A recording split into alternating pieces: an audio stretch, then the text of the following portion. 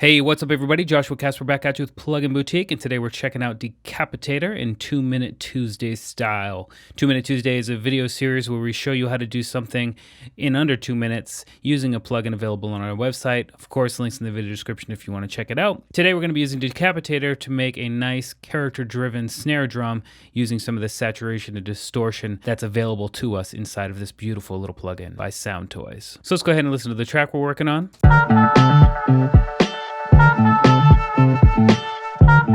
So obviously that snare needs a little bit of love, right? Let's turn off the bypass from Decapitator and let's just walk through these parameters real quick. We've got a drive knob. This control operates kind of like an input control from an analog circuit. The harder signal is pushed, the more it will saturate. How it actually saturates is dependent on these 5 different styles down here. And these are all modeled on different hardware components that everybody knows and loves for their saturation and distortion elements. I'm going to leave a list right here on the side of the screen so you can check them out. So let's go ahead and drive the signal and see what we can't do. First, I'm going to solo the snare drum.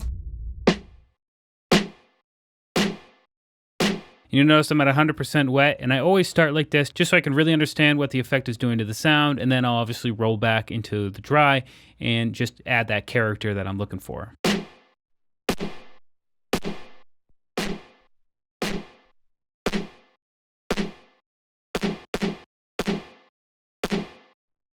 So I'm thinking T right now. Let's go ahead and bring back the dry wet signal.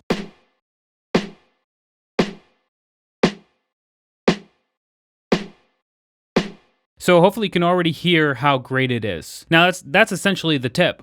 It's that quick, it's that easy to do. But before we jump out of here, let me just talk about some of the other parameters available to you inside of Decapitator. First of all, we got the auto switch, which is currently on. We can turn it off. The auto switch is going to adjust the output in conjunction with the drive. You can see as I turned down the drive, the output is going to be turned up. And that way you're going to have sort of a relative output from the device itself.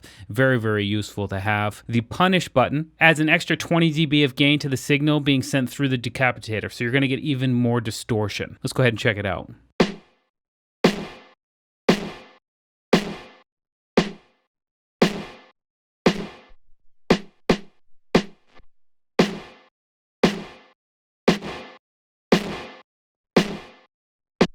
And again, the punish button is also connected to the auto output. If you see, if I turn it on, the output goes up. Very, very cool.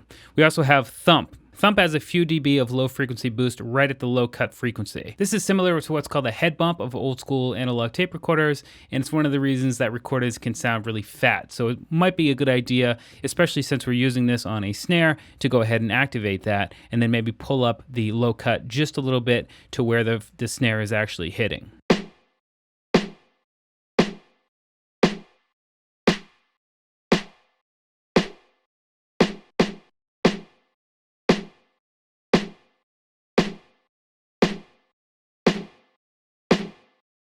Very cool. Tone is going to be between dark and bright.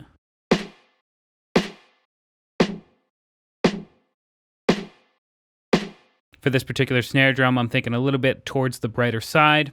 And then we have our high cut with a steep control. This alters the slope of the high cut filter. When it's off, the high cut filter has a very gentle 6 dB per octave roll off. And when it's on, it's got a 30 dB octave. You can almost look at it like a brick wall and nothing's gonna get past it. So anyway, let's go ahead and listen to the snare in conjunction with the track to see if we've made it sound better.